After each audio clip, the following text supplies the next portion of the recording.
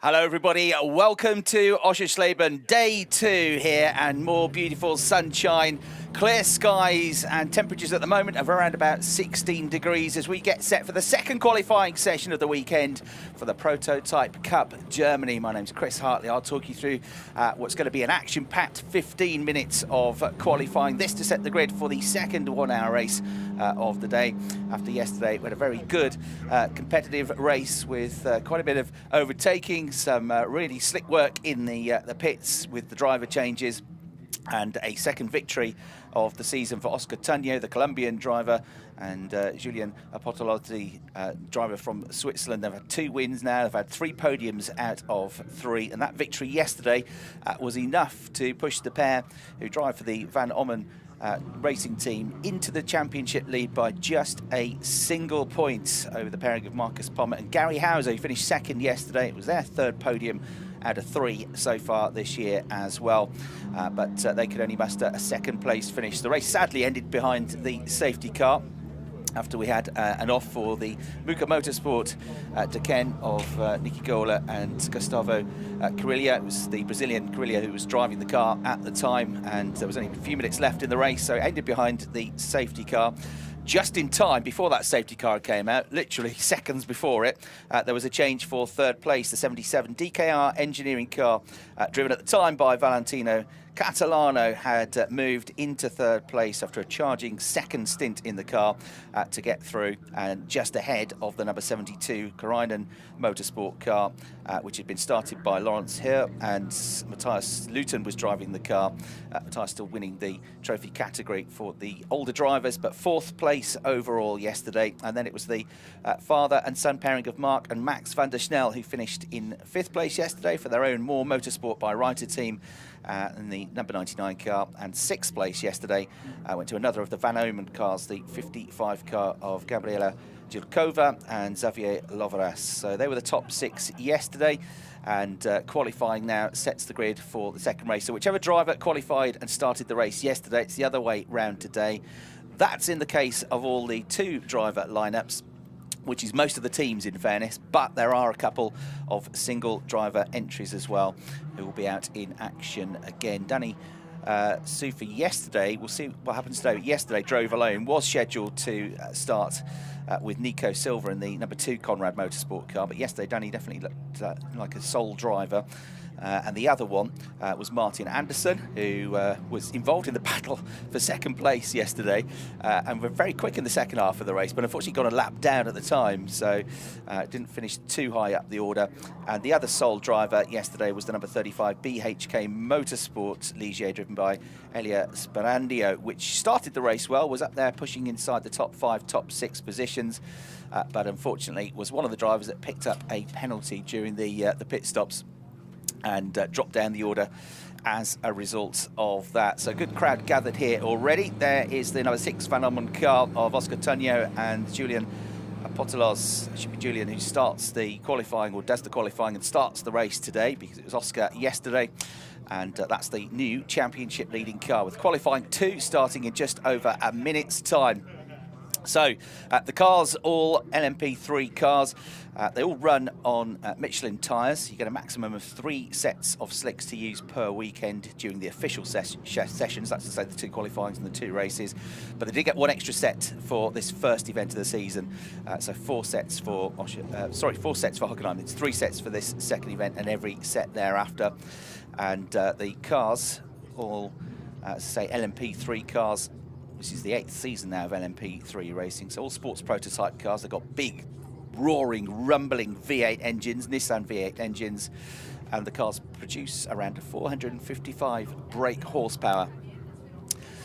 So we've got 30 seconds to go, and yesterday qualifying was from start to finish absolutely flat out, because it's a 15-minute session, but of course by the time you leave the pits, you go out and do a lap and then get back up to speed. It means you've only really got about 10 or 11 minutes to try and get a lap time in, so it was pretty frenetic. I think we had something like 5 or 6 different drivers that were on provisional pole position at one point or another yesterday, and we'll see what the track is like as well, because it's been steady overnight, no no overnight rain or anything like that. But sometimes as the session gets underway, it can be a little bit green and a little bit fresh, the track in the morning. So what setup you used yesterday, what tyres you used yesterday, not necessarily the setup to have this morning, but they've got to have used the data that they've built up here and at previous events, and then try to get the right setup, because what you run is what you've got to stick with now. No time to make any changes during this 15-minute session. So I've had 3 races now, one yesterday here at Oschersleben. A few weeks ago we were at Hockenheim for the first weekend of the season.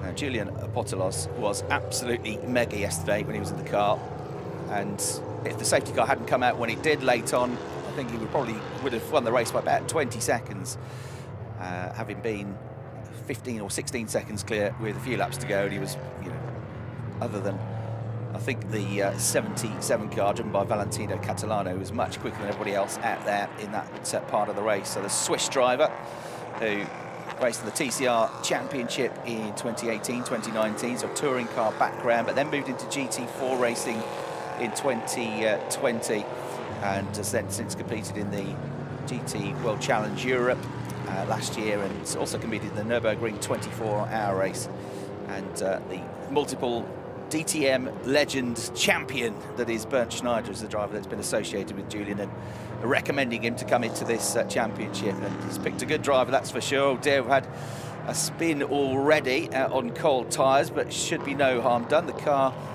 will wait for a gap, get back underway, and should be no harm done. It's the racing experience car of Marcus Pommer and Gary Hauser. So that's the team that are second in the championship. It's Gary that's behind the wheel for this one.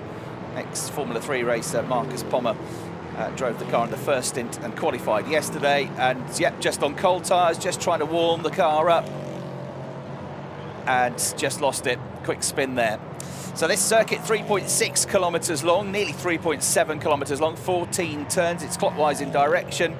It's relatively flat, although having run around the circuit last night, there are a few undulations. At the back straight is a gentle climb all the way up from turns 10 to 11. There's a few downhill entries as well. Turn 3, the left-hand hairpin, is a little bit banked as well, but generally it's a fairly flat circuit. You can overtake here, but you have to work at it. There aren't absolutely tons of different positions in which you can do that. So there is the number 72 car, finishing in 4th place yesterday, the Koroinen Kempi Motorsport car, of the Finnish team in the championship, which Lawrence Hur and Matthias Luton drove to 4th place in yesterday's race. So that car for this session is going to be driven by Matthias Luton, and Matthias, so is the driver that was battling, 3-way battle it had for 2nd place yesterday, but just missed out on the podium right at the end. He's the reigning trophy champion and was 3rd in the Drivers' Championship last year. He and his teammate Lawrence Hur have worked together and known each other for a decade. They can't race together as well, so it's a good relationship there. That's the view over at turn 2, a big sweeping right-hander where it's very easy to understeer. So really attack, the first corner is almost not a corner, you just attack that left-hander, throw the car into the right-hander at turn 2, and if you get it slightly wrong, you oversteer off the road. There's the MRS GT Racing number 14 car of Marko Kasic, which that car started yesterday by Jan Marszalkowski, who was really good at defending. He had a queue of cars behind him, but was holding on to 7th place for a long time. But Marko Kasic, the Canadian driver, who's the winner of the Formula Pro USA Formula 4 Western Championship a few years ago, and an open wheel racing background, but he's starting the flying lap now. So early benchmark time is the number 5 car, the Van Orman racing car of Xavier Lovras, the Spanish driver. Lovras has done a 1:24.9, but I think we're going to get quicker. There are other lap times posted, but nobody's posted anything close to that so far. So Kasic is on a push lap. Lovras is trying to go even quicker as well, and at the moment is the fastest driver out there in the number 5 car. So I set the absolute best first sector, the absolute best second sector, and we'll see in a moment when he crosses the line in the background if he's gone even quicker. Through he goes over the line, and it is a lot quicker. 1:20.660 seconds. But times are going to come down for everybody else now. But that's the early benchmark time. Danny Sufi is definitely driving solo again today because he's back behind the wheel of the car. which is the number 2 Ginetta. Ginetta, one of the 4 chassis manufacturers involved in LMP3 racing. As we keep an eye on the progress of Kasic still, who's had personal bests in all of the sectors so far. He's currently in 6th place, but I think he's about to go up quite a bit higher than that. Let's have a look where it puts him. Over the line he goes, and it's 3rd quickest. 1 minute 22.418 seconds. So Loveras quickest, Sufi 2nd, and Kasic in 3rd place. But we've got Loveras pushing on again with an absolute best first sector time, 29.498 seconds. The first sector takes in turns 1, 2 and 3, and then middle sector takes in the triple left-hand section at turns 4, 5 and 6, the right-hander at turn 7, the chicane at turns 8 and 9, and then the back straight. And we've had another spin, and one of the advertising hoardings wiped out as well there, but again the car should be able to get back underway as we keep an eye on the progress of Loveras here, who pushes wide on the exit to the final turn. He's trying to beat his own 1 minute 20.660 seconds, and does so easily. 1 minute 19.920 seconds for Xavier Loveras. So Spanish driver going even quicker. He's 0.8 seconds ahead now, Danny Soufflé. Everybody out there has just done personal best lap times. That's the view into the left-hander, which looks fairly flat from there, doesn't it? But it's definitely banked and cambered to the inside. And this is a replay of how that happened. So that was the 14 car avoiding a spinning car ahead, wiping out the marker board. That was Kasic who got back on track, but that rather ruined his lap. And yeah, managed just about to avoid the spinning car. Right, so anybody else flying? Well, Loveras is flying again, but keep an eye on number 6. He's only 13th at the moment, but it's just at the absolute best middle sector, Julian Apostolos. So that car is about to fly up the order and go 2nd quickest with a 120.082. It's first proper lap then for Apostolos, who won the race yesterday with his teammate, puts him 2nd. So 5, Loveras is the quickest. 6, Apostolos is in 2nd place. It's the 12 car of Kevin Warscheid and Wolfgang Peyer behind the wheel for this session, that had the spin which caused the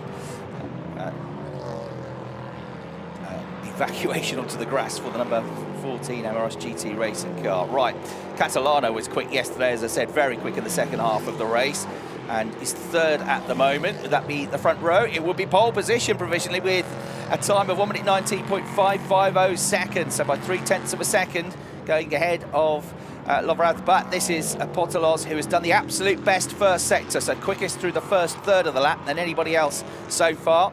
Absolute best second sector as well. It's also been a good start for Loveras in this lap. So Loveras in this 5 cars flying. Apostolos is ahead on track, and he's coming towards the end of the lap, so this could be for a provisional pole position. That was a tidy exit right on the ragged edge for the Swiss driver. Over the line he comes. Will it be quickest? Yes, it will. 1 minute 19.193, but we've got Loveras going quicker, I think. He's 3rd at the moment in the number 5 car. Here he is. He's done the absolute best first and second sector times. As we get a spin, I'm afraid, for the 22 Conrad Motorsport car, which is buried in the gravel trap. Doesn't look like it's going any further at the moment of Hecklinder, but here comes Loveras. Will this be enough to get the pole position? He was on course for it, and he's done it. 1 minute 19.118 seconds, only just though by a whisper, by 75 thousandths of a second from Apostolos. Catalano still there in 3rd, but he's 0.4 of a second adrift, and he's not improving at the moment on that current lap that it's on.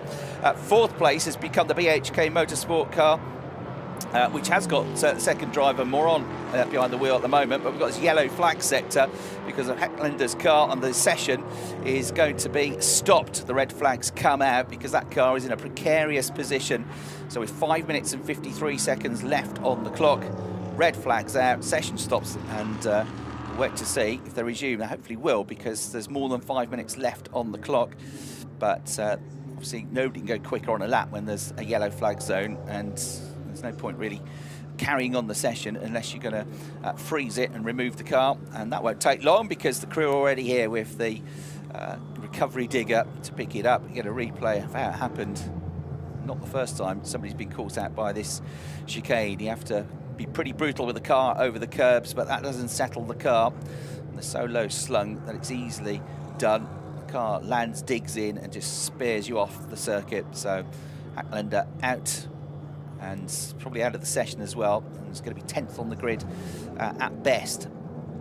And they're so low slung, these cars, that once they do go in the gravel trap, GT3 cars might be able to get out, but the prototypes tend to get buried. And a spectacular effort to get out, but going nowhere fast, I'm afraid. So really interesting battle developing for this pole position. Loverath with the 119.118 in the number 5 car, pipping Apotelos just by 75 thousandths of a second. So number 5, Loverath, with a 119.118, a 119.193 for Apotelos, and then Catalano with the 77 car, 119 as well, 119.550, but 0.4 of a second adrift. And then you've got Moron, who wasn't in the car yesterday in the 35 machine, who crept up to 4th place in the 120s at 120.423. Danny Sufi, the American driver, in car 2 with a 120.788. We saw quite a bit at the start of the session of the MRS GT Racing Ligier, driven by the Canadian Marco Kasic, and Kasic is 6th currently with a 120.850. The entertainer from yesterday, albeit a lap down, in 7th place, Martin Anderson in the 21 car has done a 121.2 and needs to find 3.5 of a second to get into the top 6. Konstantin Scholl is the Austrian driver in car 3, and 8th place. 9th place at the moment is the number 8 car, which was the one that caused the off yesterday, caused the safety car towards the end of the race. The Brazilian driver, Gabriel is behind the wheel of that one, 9th place, and the car that you're looking at the moment is 10th currently, number 22 car of Hacklander. The session is estimated to be resumed at 9:15, so that's confirmation we are going to get the session back underway, and that will be in just 3 minutes' time. So for the drivers and the teams, they head back into the pits while they wait for the track to be cleared, with the clock having stopped at 5 minutes and 53 seconds. However, at the best of times, it's 1 minute and 20 seconds to get around the lap here. So you wipe out 1 minute 20 seconds, but you've got to get out the pitch, you've got to do a lap, build up speed, and then go for it. So realistically, there's only going to be around about 3 minutes to actually try and set a lap time. So look, they might get three in, they might only squeeze 2 laps in, depending on how quick they get out of the pits. But the good news is that the car of Hacklander has been recovered and will be able to take part in the rest of the session potentially. So Max Hacklander's car, with the help of the recovery crew and the marshals, is out. Pretty experienced GT3 racer, 5 years in the GT Masters Championship, and he moved into this championship last year. It was the first season of the Prototype Cup Germany in 2022, and co-run by the ADAC and Creventic. It's great to see some top machinery and some really experienced drivers in the field competing. We mentioned Marcus Pommer, who back in 2014 was the German F3 champion. He's been a multiple race winner in GT Masters. He's raced in the ELMS, the European Le Mans Series, as well. So a couple of minutes to go, and they'll be released back out onto the circuit. You can't do anything with the cars and change the setups really. All you can do is try and get a bit of feedback from driver to engineer and vice versa, to say, right, where do you think we can find the time? Where can we go a little bit quicker? But they're going to want to be getting out the pits at the head of the queue if possible, to try and just squeeze in that 3rd lap. So be an out lap. They should all definitely get 2 flying laps, but it'll be tight as to whether they can squeeze a 3rd in, and that 3rd lap might be critical.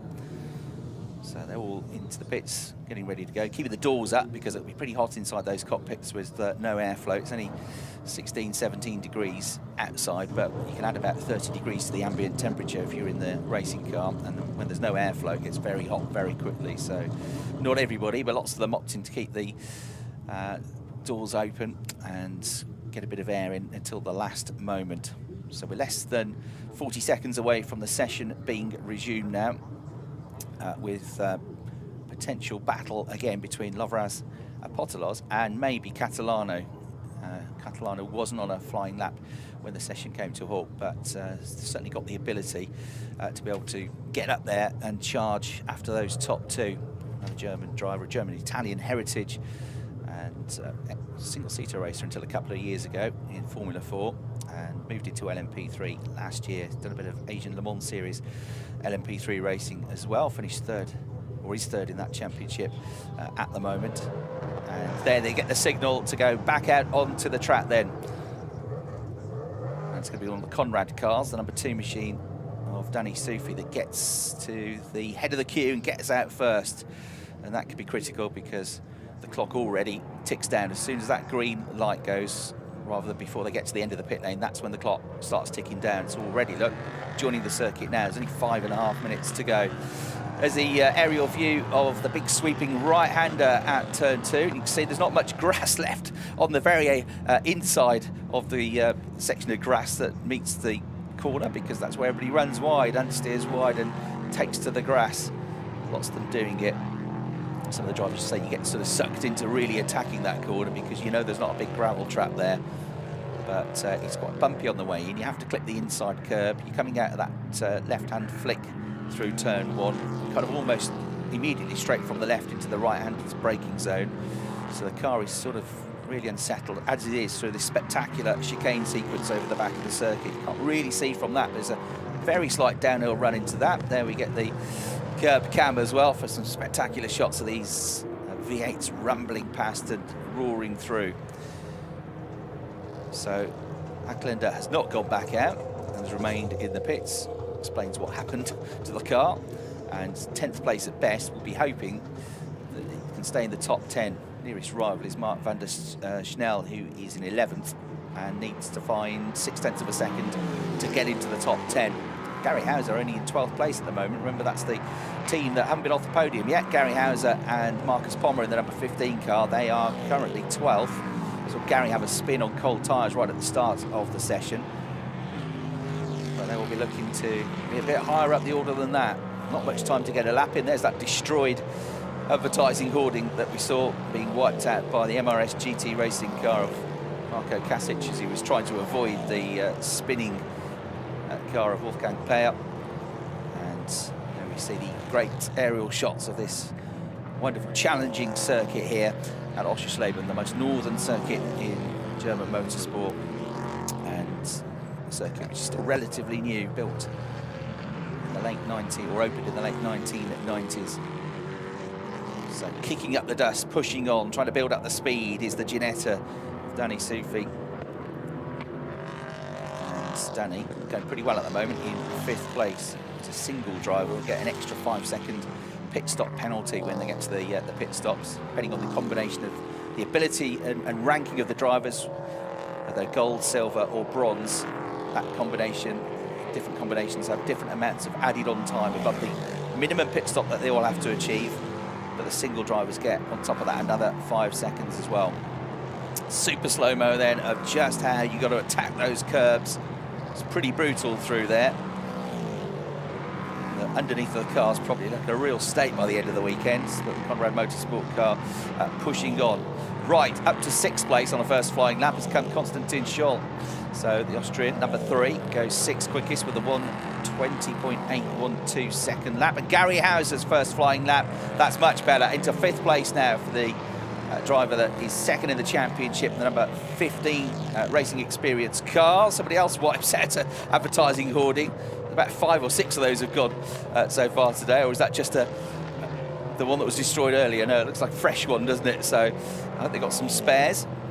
We'll keep an eye on the top times. Now, Apotelos has done a fastest first sector in the number 6 car, 29.144 seconds for the Swiss driver. He only needs to find 76 thousandths of a second. It's almost nothing to improve to get onto pole position. Here he is on the attack then in the number 6 car, pushing on right to the edge of the curbs he goes.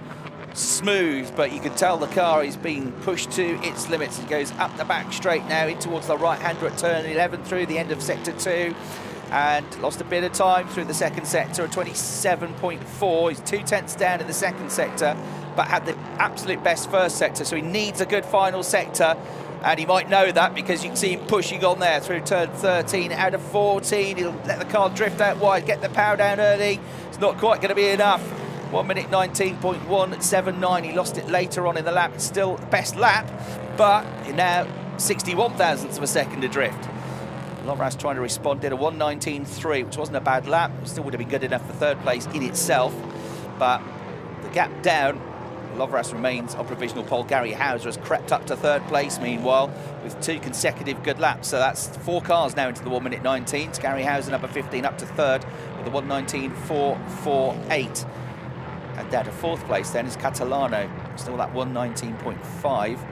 So a pretty good first set. It's not a personal best, but it keeps Catalano in the mix and does a personal best in sector 2. So the 77 car is trying to get back into the top 3. Not sure it's going to be good enough for the front row, but it could get back into the top 3 ahead of Gary Hauser. Continue to watch the battle between the Potolos and Lovras for provisional pole position. Potolos is on it again, but Lovras has done the absolute best first sector time. Catalano pulls something miraculous out of the bag in the final sector. He's down in the middle of the lap. Well, the last sector's mega, the best so far, to go provisional pole with a 1:19.088. Didn't think that was going to happen. I thought he'd get third. I didn't think he'd get first, but he has. 1:19.008 for the 77 car as the checkered flag comes out. And Potolosi's last effort, not enough to improve, so he stays third. And same with Lovras, he doesn't improve his position or his lap time, so he stays in second place. And out of the bag with a mega end to the lap through that last sector is Catalano to get pole position. Valentino with a 1:19.088. Look at that, pushing on still is Catalano, because he just got through before the checkered flag came out. So he's still on a lap. He doesn't need to go any faster, because anybody that can threaten him, I think, is run out of steam and run out of time now. But Catalano, despite that, has done another absolute best first sector, another personal best in the second sector.